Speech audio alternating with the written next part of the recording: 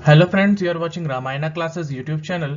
इस वीडियो में हम भारत के उन विश्व विरासत स्थलों को डिटेल में डिस्कस करेंगे जो अभी तक यूनेस्को में शामिल किए जा चुके हैं। हम वन बाय वन सभी विश्व विरासत स्थलों को डिटेल में डिस्कस करेंगे। तो चलिए स्टार्ट करते हैं। और हाँ, अगर आपको ये वीडियो पसंद आता है तो सब्सक्राइब जरूर कीजिएगा।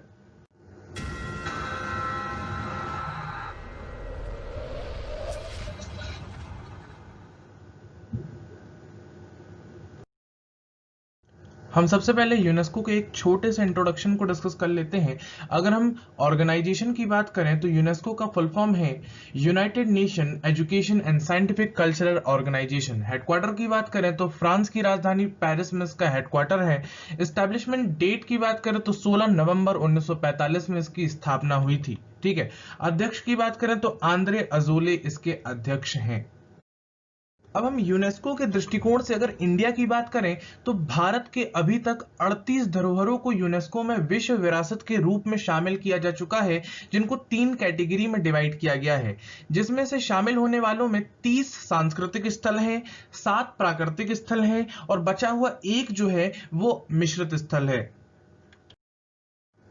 अब हम यहां से वन बाय वन भारत के सभी 38 विश्व धरोहरों को डिटेल में डिस्कस करते हैं।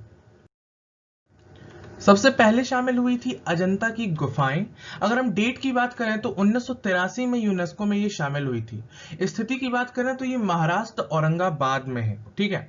अगर हम फैक्ट की बात करें ये गुफाएं क्यों फेमस है, तो ये महात्मा बुद्ध की रॉकेट गुफाओं के लिए फेमस है। रॉकेट का यहाँ पर क्या मीनिंग है, यहाँ पर जो पत्थर हैं उनको काट कर गुफा बनाई गई है। ठीक है। ये अजंता नामक गांव के पास ये गुफाएं हैं। इन गुफाओं का निर्माण द्वितीय शताब्दी में करवाया गया था और सातवाहन वंश द्वारा ये स्थापित करवाई गई थी। इसके बाद यूनेस्को में शामिल हुई एलोरा की गुफाएं। ठीक है। अगर हम डेट की बात करें तो अगेन ये 1983 में ही शामिल हुई थी और स्थान अगेन महाराष्ट्र औरंगाबाद में ही है। और ये फेमस किस लिए है उसकी बात करें तो ये बौद्ध, जैन और हिंदू मंदिरों के लिए फेमस है और इन्हीं धर्मों के मठों के लिए ये फेमस है। ठीक है। इनका निर्माण राष्ट्रकूट वंशों ने करवाया था। यहां पर टोटल 34 गुफाएं हैं, जिनमें से 12 बौद्ध गुफाएं हैं, 17 हिंदू गुफाएं हैं और 5 जैन गुफाएं हैं। ठीक है। भारत का सबसे बड़ा गुफा मंदिर एलोरा का कैलाश मंदिर भी यहीं पर है। स्क्रीन पर आपको जो इमेज दिख रही है वही है एलोरा का फेमस कैलाश मंदिर।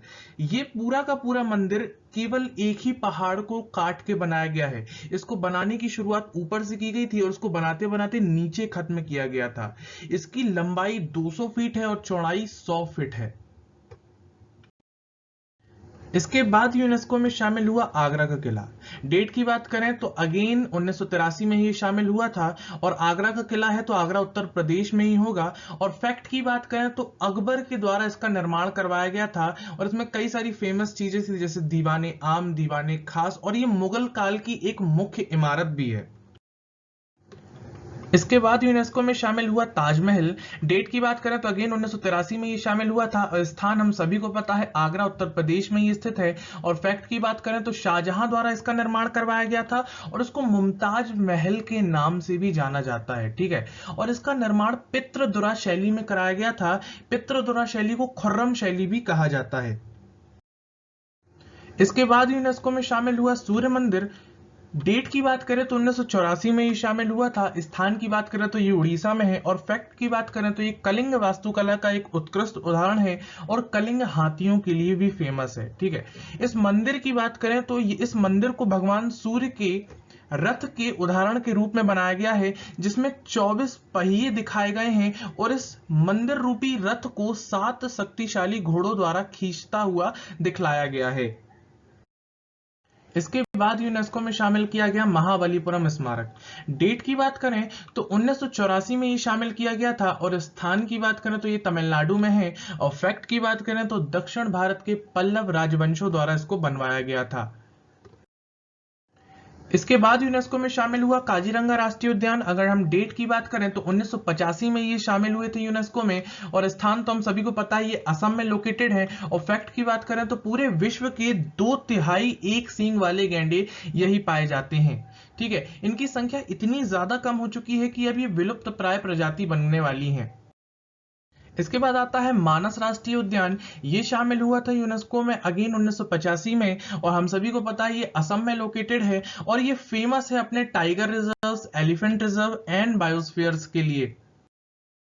इसके बाद आता है केवलादेव राष्ट्रीय उद्यान।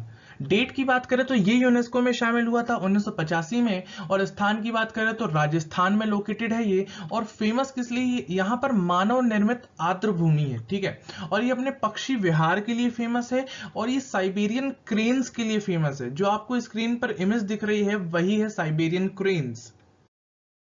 इसके बाद यूनेस्को में शामिल हुए थे गोवा के चर्च एंड कॉन्वेंट। डेट की बात करें तो 1986 में ये शामिल किए गए थे यूनेस्को में। इसके बाद यूनेस्को में शामिल हुए खजुराहो के स्मारक। डेट की बात करें तो ये शामिल हुए थे 1986 में, ठीक है। स्थान की बात करें तो ये मध्य प्रदेश में लोकेटेड है, और ये फेमस है अपनी नागर शैली के लिए। उत्तर भारत के जो मंदिर जितने भी हैं वो नागर शैली में बनाए गए हैं, और दक्षिण भारत के जो मंदिर है वो द्रविड़ शैली में बनाए गए हैं। ये अपनी मूर्तियों के लिए फेमस है, और इनको चंदेल वंश के शासकों द्वारा बनवाया गया था। इसके बाद आता है हम्पी स्मारक। डेट की बात करें तो ये 1986 में अगेन शामिल किए गए थे यूनेस्को में, और स्थान की बात करें तो ये कर्नाटक में लोकेटेड है, और ये फेमस है अपनी द्रविड़ शैली के लिए, ठीक है। और ये विजयनगर साम्राज्य का प्रतीक है, और ये अपने विरूपाक्ष मंदिर के लिए फेमस है। इसके बाद यूनेस्को में शामिल हुआ फतेहपुर सीकरी, ठीक है। डेट की बात करें तो अगेन 1986 में यूनेस्को में शामिल किए गए थे। स्थान की बात करें तो ये उत्तर प्रदेश में लोकेटेड है। अगर हम फेमस की बात करें तो इसके अंदर कई सारी फेमस इमारतें थी। इबादत खाना, पंचमहल, दीवाने आम, दीवाने खास, शेख सलीम चिश्ती का मकबरा भी है इसमें, ठीक है। और इसमें ये मरियम महल के लिए भी फेमस है। इसके बाद यूनेस्को में शामिल हुई थी एलिफेंटा की गुफाएं। डेट की बात करें तो 1987 में ये शामिल हुई थी यूनेस्को में। स्थान की बात करें तो ये महाराष्ट्र में है, और फैक्ट की बात करें तो बौद्ध एवं हिंदू मंदिरों के लिए फेमस थे, और यहाँ पर फेमस शिव मंदिर है, और ये दक्षिण राष्ट्रकूट द्वारा बनवाया गया था।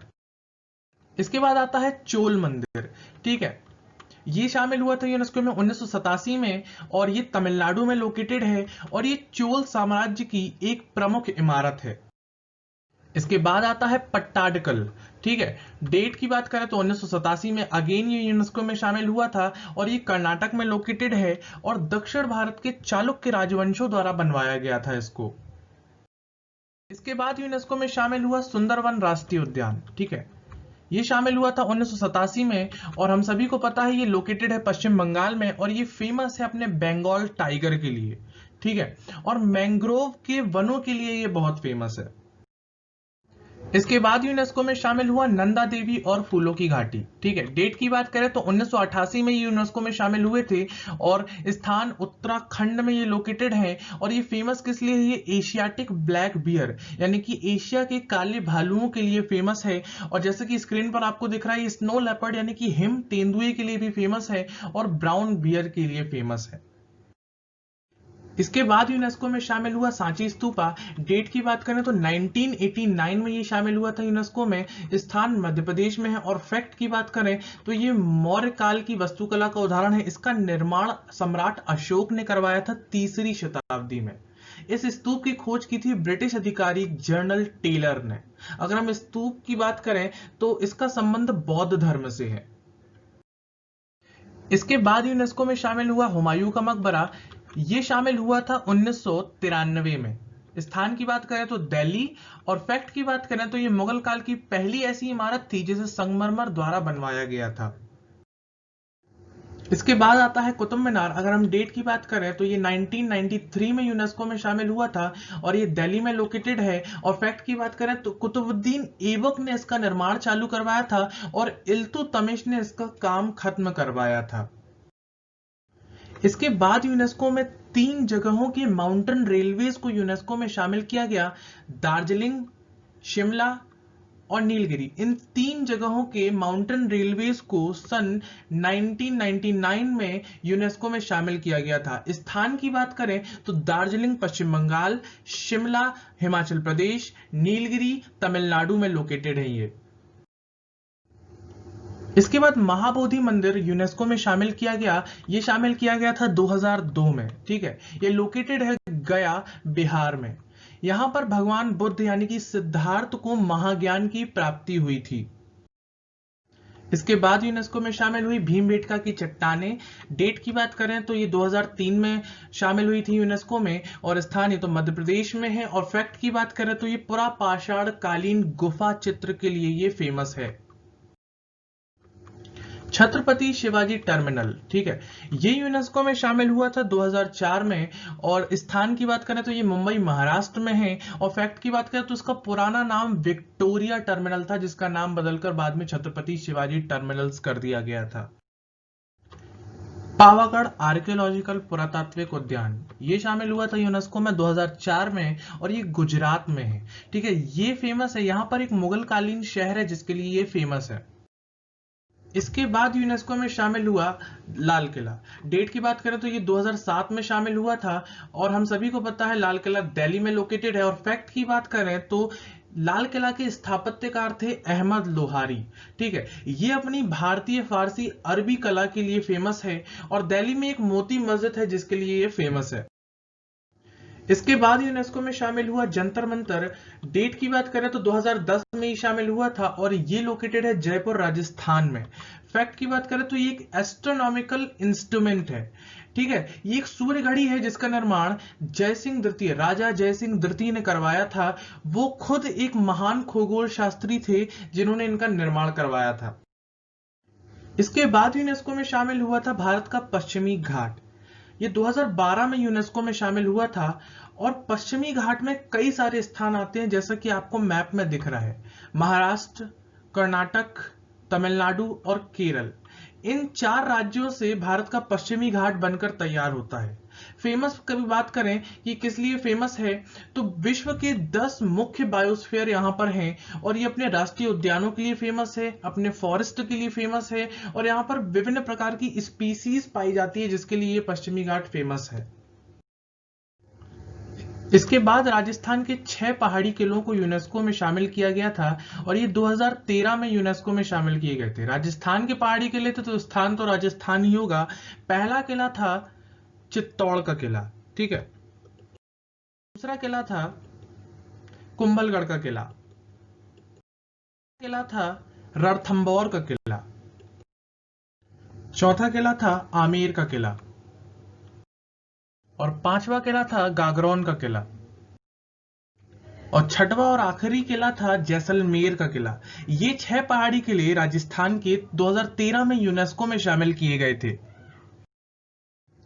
इसके बाद यूनेस्को में शामिल हुई रानी की बाव। ये 2014 में यूनेस्को में शामिल हुई थी, और ये गुजरात में लोकेटेड है। फैक्ट की बात करें तो सोलंकी शासकों द्वारा इसको बनवाया गया था, और आज की डेट में ये 100 रुपए के नोट के ऊपर अंकित चित्र है। इसके बाद यूनेस्को में शामिल हुआ था ग्रेट हिमालयन नेशनल पार्क।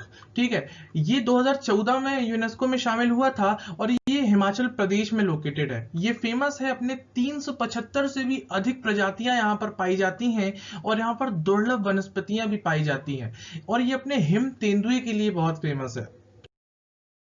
इसके बाद यूनेस्को में शामिल हुआ नालंदा विश्वविद्यालय। ठीक है, डेट की बात करें तो 2016 में ये यूनेस्को में शामिल हुआ था, और ये बिहार में लोकेटेड है। फैक्ट की बात करें तो बख्तियार खिलजी द्वारा इसको जलाकर नष्ट कर दिया गया था, और वर्तमान भारत का प्राचीनतम विश्वविद्यालय है ये वर्तमान भारत का प्राचीनतम विश्वविद्यालय है। अगर हम पाकिस्तान से बंटवारे के पहले की बात करें तो तब पूरे विश्व का प्राचीनतम विश्वविद्यालय थे तक्षशिला विश्वविद्यालय। ठीक है, लेकिन आज की डेट में ये वर्तमान भारत का प्राचीनतम विश्वविद्यालय है। 413 ईस्वी में इसकी स्थापना करवाई गई थी, और 1204-5 में मोहम्मद गौरी के कहने पर इसको नष्ट करवाया गया था। इसके बाद यूनेस्को में शामिल हुआ कंचनजंगा राष्ट्रीय उद्यान। ये 2016 में यूनेस्को में शामिल हुआ था, और ये लोकेटेड है सिक्किम में। इसके बाद यूनेस्को में ले कर्ब्यूसियर की वास्तुकला इमारत शामिल हुई थी। ये 2016 में यूनेस्को में शामिल हुई थी, और ये चंडीगढ़ में लोकेटेड है। फैक्ट की बात करें तो ले कर्ब्यूसियर ही इस इमारत के वास्तुकार थे, और ले कर्ब्यूसियर ही चंडीगढ़ शहर का लेआउट डिजाइन करने वाले भी थे। इसके बाद अहमदाबाद शहर को यूनेस्को में शामिल किया गया 2017 में। ठीक है, अहमदाबाद शहर है तो ये तो गुजरात में ही होगा, और ये साबरमती तट के किनारे स्थित एक शहर है। इसके बाद विक्टोरिया गॉथिक को यूनेस्को में शामिल किया गया 2018 में। ये लोकेटेड है मुंबई महाराष्ट्र में, और फैक्ट की बात करें तो ये 94 इमारतों का समूह है।